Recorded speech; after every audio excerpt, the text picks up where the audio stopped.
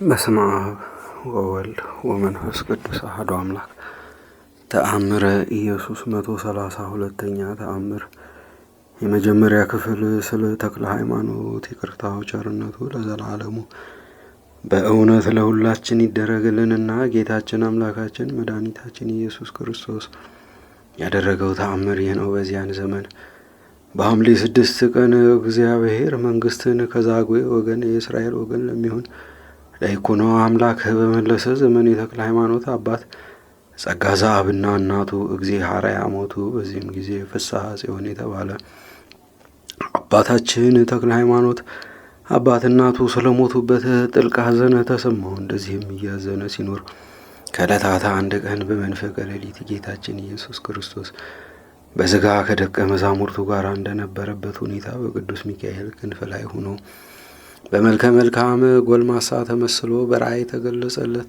ከዚያም ጌታችን ኢየሱስ ክርስቶስ ወዳጄ እንዴት ነህ? ቸር አለህን? አለው። ብፁዕ ተክለ ሃይማኖትም ጌታዬ ሆይ አንተ ማነህ? ብሎ በጠየቀው ጊዜ የዓለሙ ሁሉ መድኃኒት የምሆን እኔ ኢየሱስ ክርስቶስ ነኝ። በእናትህ ማኅፀን ፈጥሬ ያከበርኩህ እኔ ነኝ። የእኔ ዕድል ፈንታ ትሆን ዘንድ የመረጥኩህ እኔ ነኝ። በተወለድህ በሦስተኛው ቀን አሐዱ አብ ቅዱስ አሐዱ ወልድ ቅዱስ አሐዱ ውእቱ መንፈስ ቅዱስ ብለህ ታመሰግነኝ ዘንድ ሀብተ መንፈስ ቅዱስን ያሳደርኩብህ እኔ ነኝ። ከልጅነትህ ጀምሮ እስከ ዛሬ ድረስ ብዙ ተአምራት እያደረግሁ በአንተ እጅ ሕሙማንን ያዳንኳቸው እኔ ነኝ። ወደፊትም አደርግልሃለሁ። ሙት ታነሳ ዘንድ፣ ድውያንም ትፈውስ ዘንድ፣ ርኩሳን አጋንንትንም ከሀገርና ከምድረ በዳም ታርቃቸው ዘንድ፣ ዲያብሎስንም ድል ትነሳው ዘንድ አጋንንትም ከግርማ የተነሳ እስኪሸሹ ድረስ ታላቅ ስልጣን እሰጥቻለሁ አለውም። ይህንም ብሎት ንዑዳት ክቡራት በሚሆኑ እጆቹ ባረከውና እነሆ መንፈስ ቅዱስን ተቀበል ብሎ ሀብተ ሲመት አሳደረበት። ይልቁንም በምድር ያሰርከው በሰማይ የታሰረ ይሁን፣ በምድር የፈታኸው በሰማይ የተፈታ ይሁን። አንተን የሰማ እኔን መስማቱ ነው። የላከኝ አባቴንም መስማቱ ነው። አንተን አልሰማም ያለ እኔን አለመስማቱ ነው። የላከኝ አባቴንም አልሰማም ማለቱ ነው በማለት የሰማይና የምድር ስልጣን ሰጠው።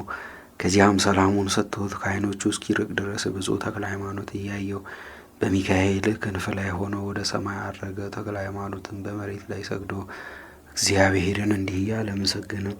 አቤቱ ጌታዬ ኢየሱስ ክርስቶስ ሆይ ለእኔ ለኃጥእ የማይገባኝ ሲሆን ይህን ሁሉ ጸጋ የሰጠኸኝ ስምህ በሰማይና በምድር የተመሰገነ አለ። ከዚያችም ቀን ጀምሮ ኃይለ መንፈስ ቅዱስን ተመላ። በተናገረው በመለኮታዊ የብርሃን ነጸብራቅም ፊቱ ብሩህ ሆነ። ይቅርታው ቸርነቱ ለዘላለሙ በእውነት ለሁላችን ይደረግልን፣ አሜን።